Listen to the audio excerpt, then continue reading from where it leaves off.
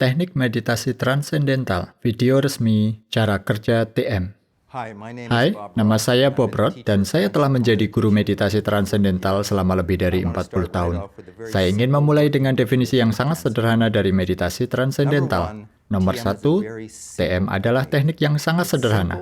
Ini sederhana bukan karena sekedar sederhana atau meditasi pemula, tetapi karena ada kesederhanaan yang elegan dalam latihannya. Sangat sederhana dan elegan untuk latihannya. Nomor 2, itu alami. Tidak ada manipulasi, tidak ada sugesti. Setiap orang dapat berlatih meditasi transendental seperti yang lainnya. Sangat mudah dipelajari dan sangat menyenangkan untuk dipraktekkan. Nomor 3, itu mudah. Mudah dibandingkan dengan banyak teknik meditasi lain yang melibatkan konsentrasi atau pengendalian pikiran. Mencoba mengosongkan pikiran, ini benar-benar mudah, seperti yang akan kita lihat sebentar lagi.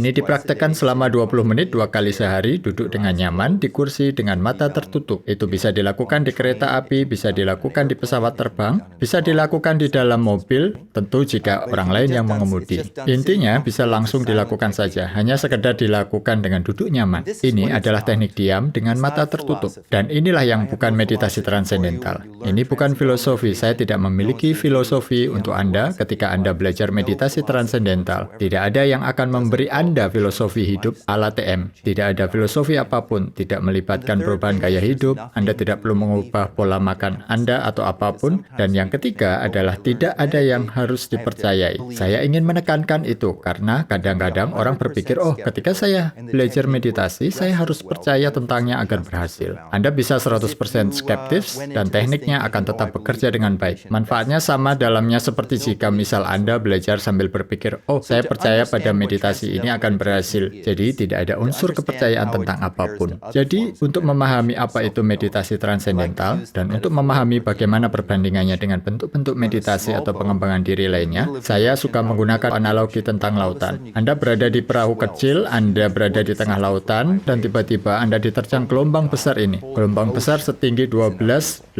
meter ini. Dan Anda mungkin berpikir, ya Tuhan, seluruh lautan sedang bergolak. Ya, tidak juga. Karena jika Anda melakukan irisan melintang pada lautan, Anda lihat gelombang kecil setinggi 12 meter ini, dan lautan yang kenyataan sebenarnya adalah sedalam 1,6 km.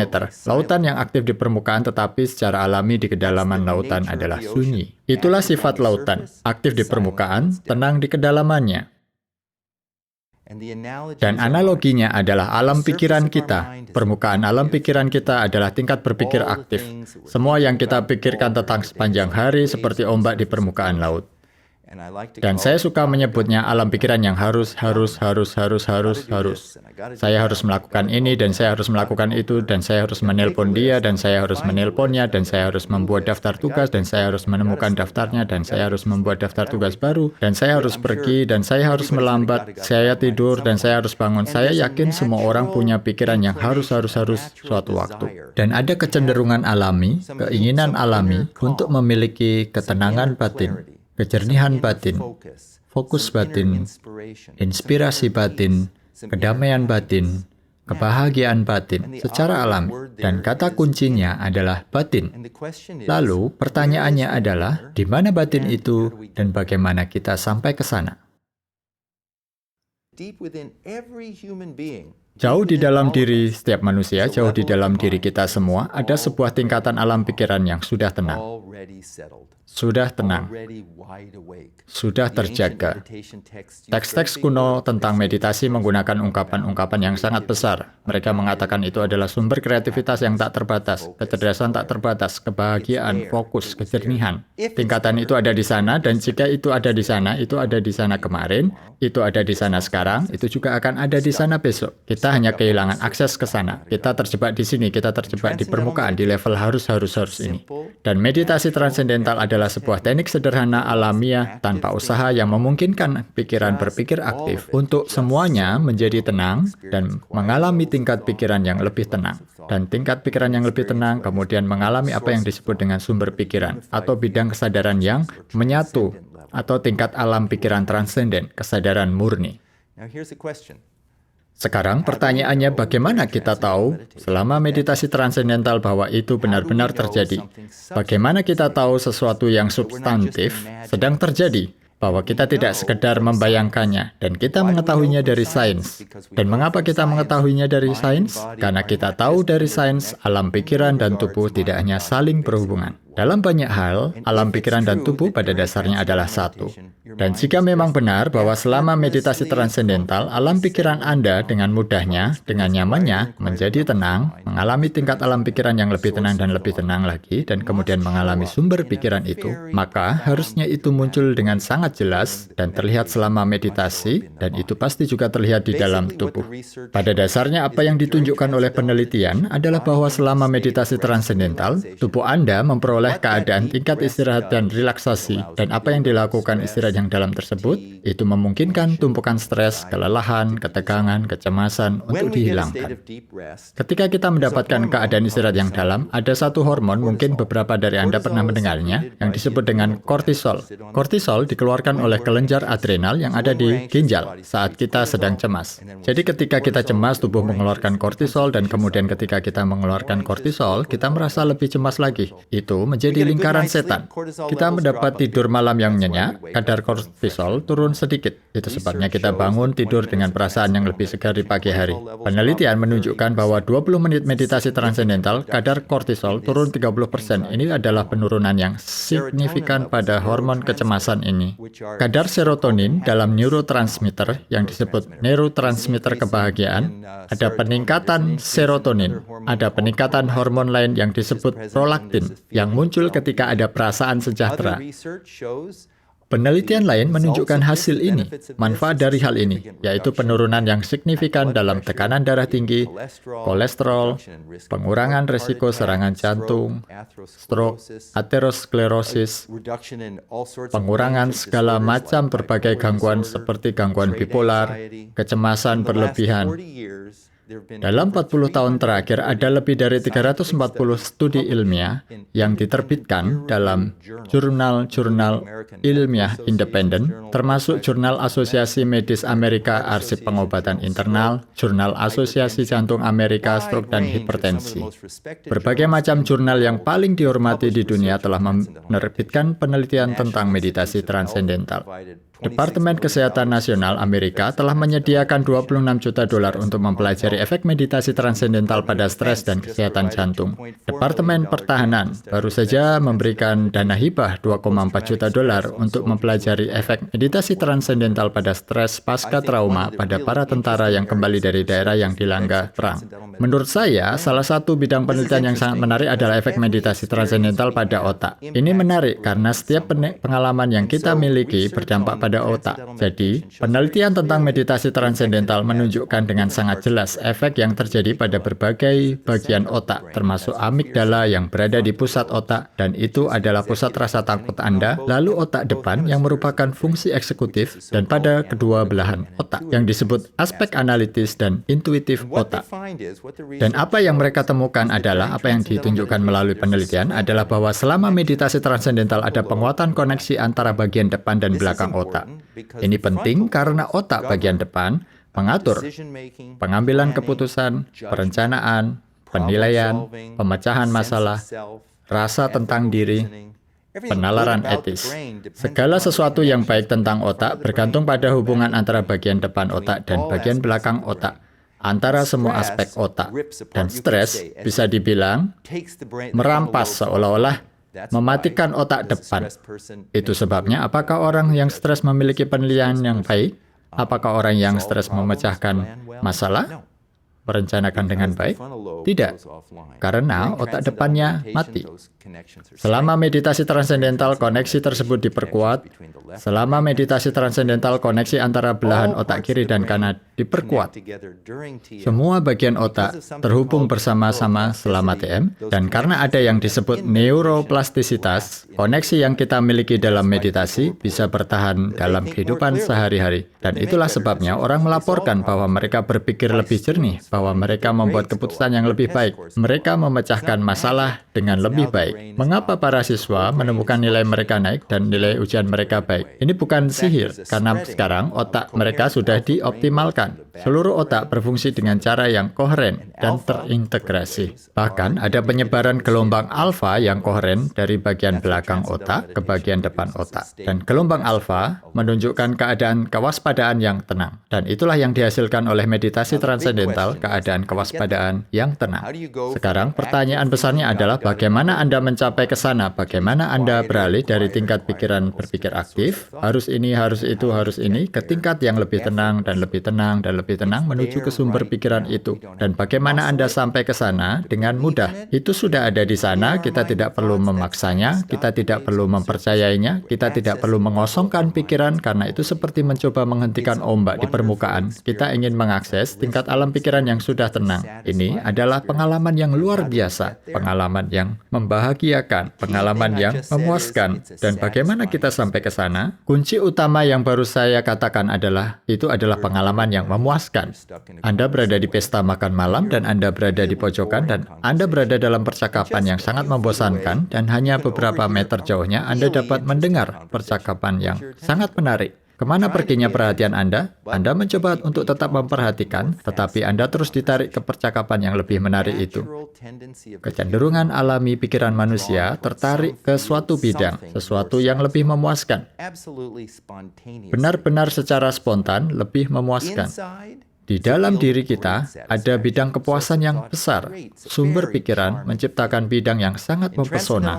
Dalam meditasi transendental, kita belajar bagaimana memberi perhatian alam pikiran ke arah batin. Alih-alih keluar melalui indera kita ke musik yang bagus, percakapan menarik. Anda tahu apakah sulit untuk menonton film yang hebat? Pasti tidak, perhatian Anda langsung tertuju kepadanya. Tapi itu semua perhatian keluar melalui indera. Sekarang, seperti irisan melintang dari lautan tadi, kita belajar bagaimana memberi perhatian alam pikiran ke arah batin, dan dengan sendirinya, perhatian kita ditarik menetap lebih tenang dan lebih tenang dan lebih tenang. Karena tingkat alam pikiran yang lebih tenang, semakin memuaskan. Ini seperti saat Anda mengajari seorang anak cara untuk menyelam. Anda berkata, "Dik, berdirilah seperti ini, berdiri di sini. Sekarang siapkan kondisi awalnya membungkuk seperti itu, sisanya otomatis. Gravitasi atau alam yang mengambil alih." Dengan cara yang sama, dengan meditasi transendental, kita belajar bagaimana memberikan perhatian alam pikiran kita ke arah dalam dan secara otomatis perhatian ditarik ke dalam. Dan ketika pikiran tenang, kita perhatikan tubuh kita mendapatkan keadaan istirahat dan relaksasi yang dalam.